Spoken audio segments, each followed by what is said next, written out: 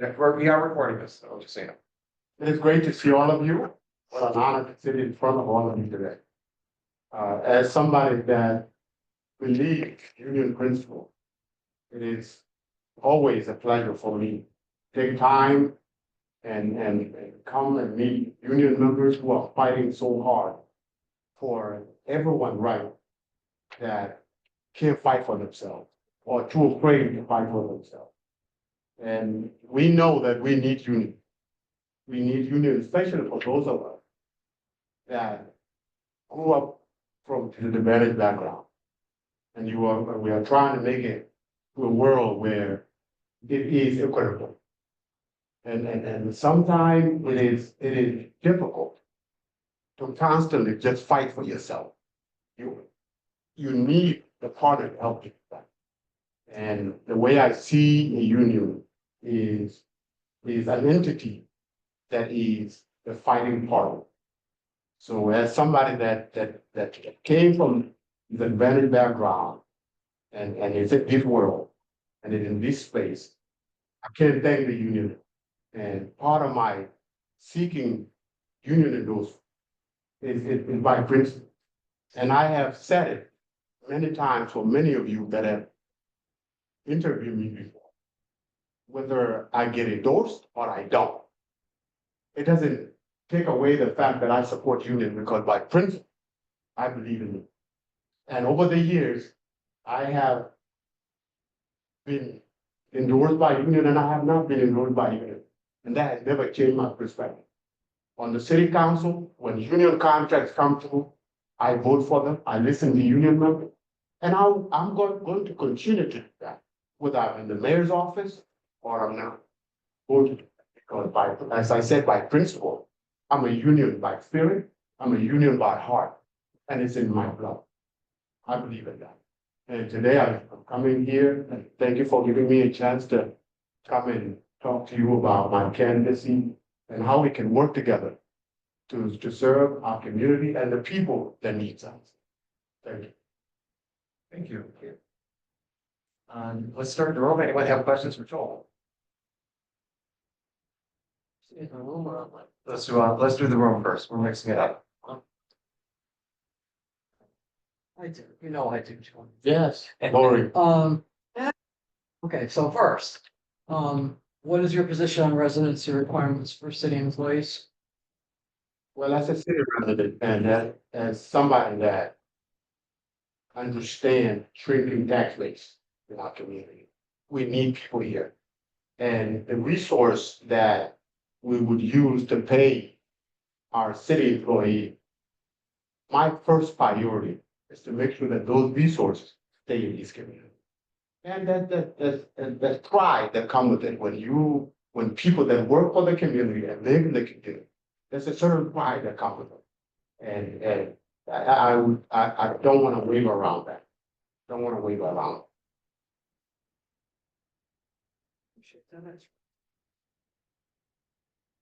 Okay, so the city did some studies on wages. So they did the Management Confidential study. The mayor had allocated money in the budget last year to do a study for unionized workers, and the council voted to not keep that in the budget. I honestly, I don't know how you voted on that, so if you could talk about that for a minute, whether you supported the study or didn't support the study, and why or why not. Okay, I voted against it. Okay. And here's why. As somebody that breathes and lives in politics, we know the nation and that goes around the politics. As somebody that truly believes in union, if we as a city that is continuously negotiating union contract, if we do the study of the union, there's going to be manipulation, there's going to be not a true representation of that, of the wages. So among all of us as councilors, we sat down and many of us support the union. And we wanted to make sure that study, when it comes out, that it doesn't get manipulated. That's why we say instead of spending, be a waste of money. Because we know if the administration wanted to really compensate the union properly, and we know the administration negotiate the contract, why does it take a study to do it? It didn't. And for us, we were pushing back, and I think I had a conversation with a number of the union. And we said, as counselors, we don't get involved in contract negotiation, because that's the role of administration. But we said, because when we look at those contracts, we were like, the union should have been better rewarded than what is given. Because here's one of the things that as mayor, I'm gonna look very closely, right? To really, as a single person, to make wages that really keep your nose above water, you gotta at least make $21 to $22 an hour. That's just to keep your nose above water. Many of the union members don't even make that. $19 is atrocious. It's atrocious. But the current administration is aware of it. They know that.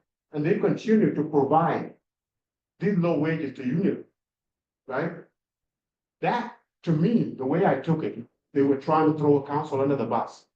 Because what took them, does it need a union, a study to tell them that people that are union members are not making living wages? It doesn't need a study to do that. We know that. We breathe this life. We know that. And I thought it would not, there was no integrity in that. There was no truth in that, but just wanted to make a show. And here's another thing I understood in organizational development and leadership. That you can do a study and it can collect dust. Just to say you did it. City is cash strapped. We can't be spending money just for a study to collect dust. We as councilors have responsibility for that. And it was a bold thrown to us to make the council look back. But we saw that, and Lori, as councilors, especially, I'm gonna speak for you. I stand with you. I stand with you. That's a short answer of saying. No, that's fine. Yes. That's a long answer, but thanks. It's okay.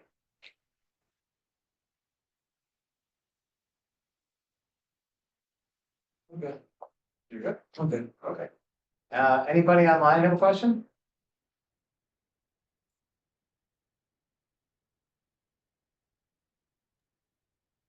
I'll ask the question, Mark. Go ahead, Nicole. Chol, you've got in here information about meaningful skill training and workforce development.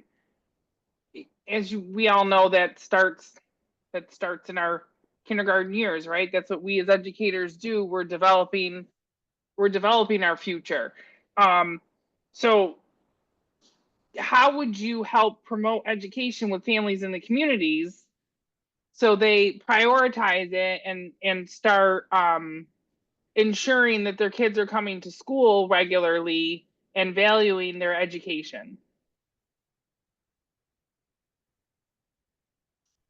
One of the things I know that I have learned in life, that people do what they see, right? People do what they see mostly than what they hear, right?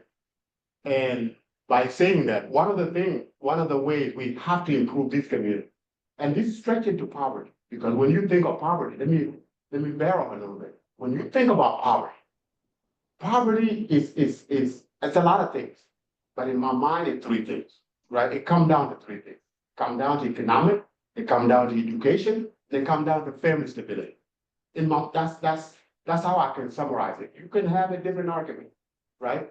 But when we talk about kids not attending education, it continues to circle around poverty. And to be able to challenge that and change that, there gotta be a way where kids, family, especially from the inception, are surrounded by books, right? Surrounded by books. I'm raising 6 children myself, right? And the way I am helping them become better people in the future is making sure that they see me reading, that literacy at my house is promoted. Making sure that they see other adults that are educated, that understand education, the value of education, even if they don't go to traditional school. that they understand the value of reading, writing, and that power. So to be able to persuade that, Nicole, it's not, there's no magic bullet to it. It's just, it's a hard work. Education has to be made a priority, has to be promoted. The way we do that, especially in the neighborhood, is making sure that tutoring are in the neighborhood, right? That the community build itself around children, making sure that those children are getting assisted, and the power of education is making sure it's getting implemented and reinforced at home. So reinforcement is how you do that, Nicole. Making sure that the parent get the information they need, expressing to them that education for their children is a key. So it starts with the parent, it goes to the reinforcement of education around the household and in the neighborhood. One of my advocacy is to be able to push in my mayoral bid and proposal is to push neighborhood tutoring. Something we just currently don't have, but empower neighbors to start making education attractive, learning attractive.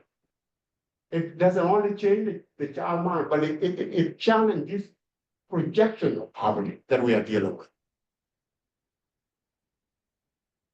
Thank you.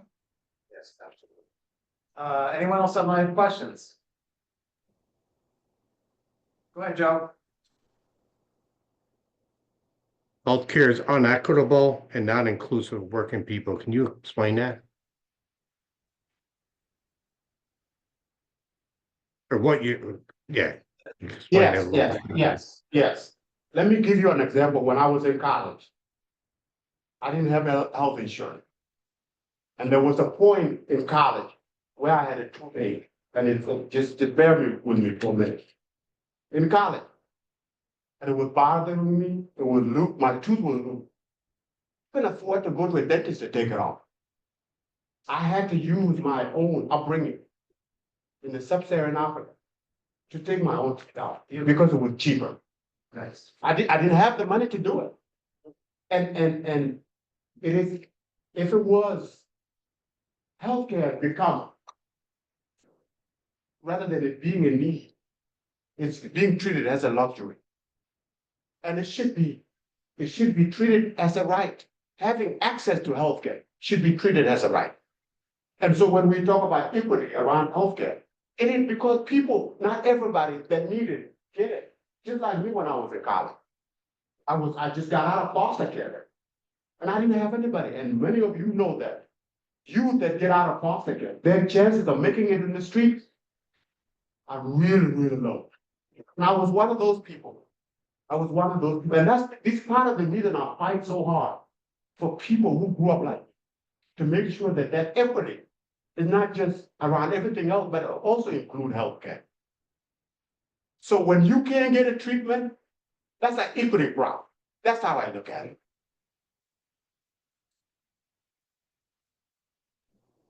Very good. Thank you. Anybody else with a question online?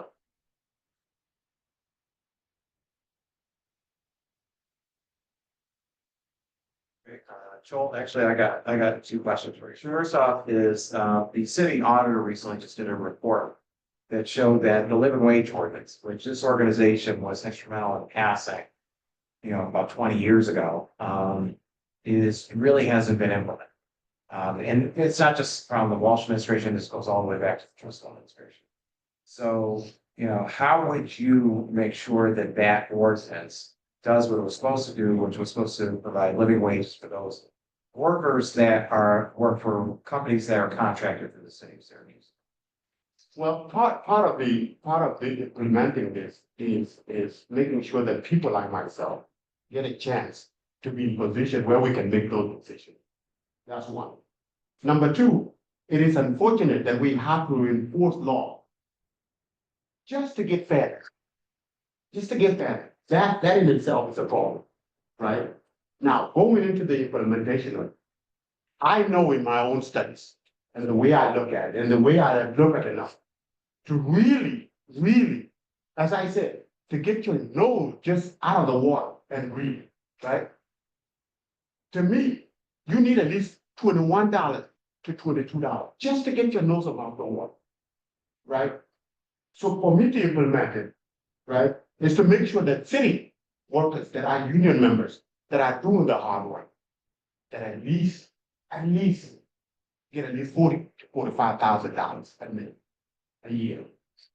Right?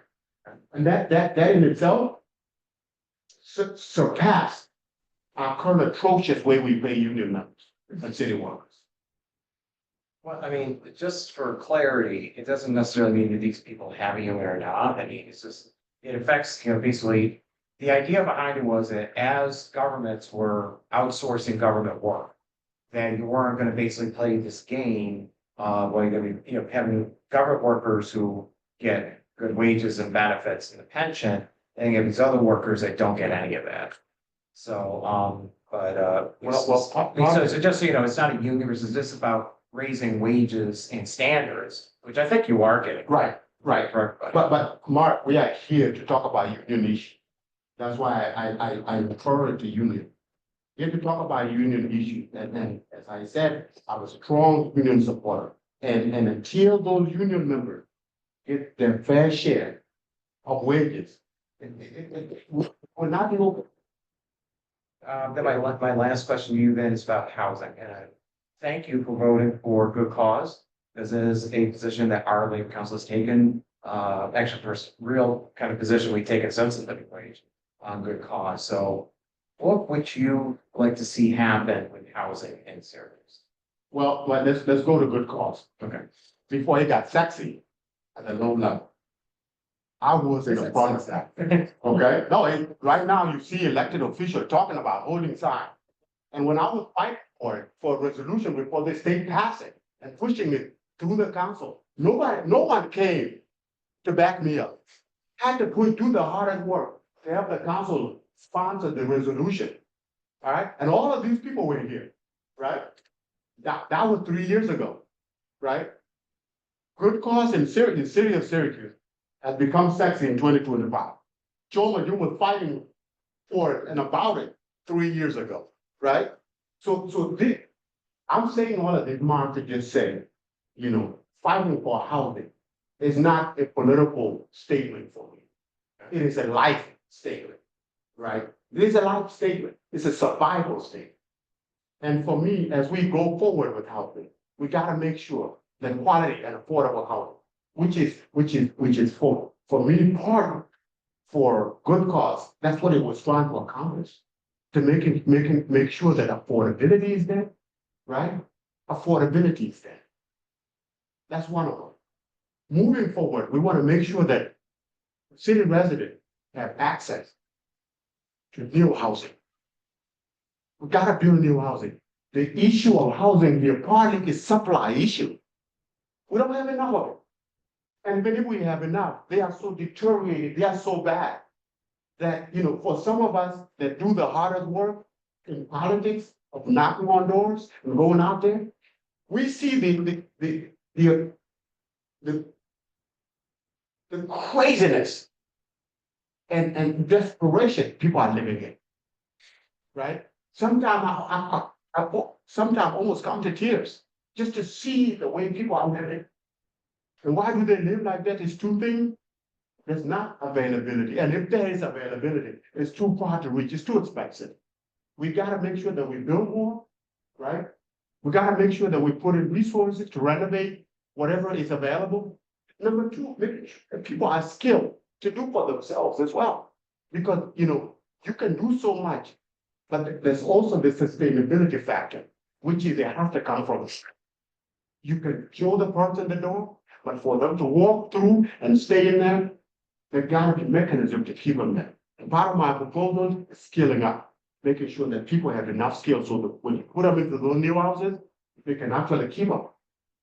Because they can work enough wages to be able to sustain themselves. That's how we address housing. Anyone have any other questions, either in the room or online? Going once? Going twice? And then Joel, any last words for us? Absolutely. So I just want to let you guys know that. And if you didn't already, because I know video that the fight to make sure that union members are treated fairly. That fight is gonna be a fight I take to City Hall, in the mayor's office. Just know that when I get elected, that you will have a part. I have never been a union member. I worked in a factory before as a production. Anybody, you guys know Anoplex? You were in Anaplex? I spent 4 years. And Oh my God. How 4 years. are you? I was going to college and working full time. I was a plater there, goes to a supervisor out there. Was doing that, right? And as you know, I don't know if they are union now. You. Right, they have never been union. Actually, Joe, remember you had that campaign at Anaplex? I remember that. Yeah, back in, probably 2005, 2007, that time span. Yeah, there was a lot. Was it? Or even maybe, because I remember we would meet over at the sheet metal workers when they were on Plasky Street. Yeah, Shows up Long our time. back. So I'm saying that to say, the trenches that union members go through, I've been in it.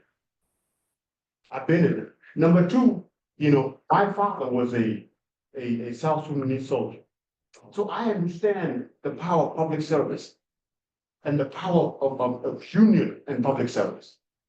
So when I see CSEA employee of the city, it's close to my heart. It's not just like principle on it. There is an emotional attachment to it. It's strong. So as you think through your decision process, just always know that you will always have a supporter and a believer in Chol Majok. Thank you, Joel. Thank you. All right, and that bottle of water.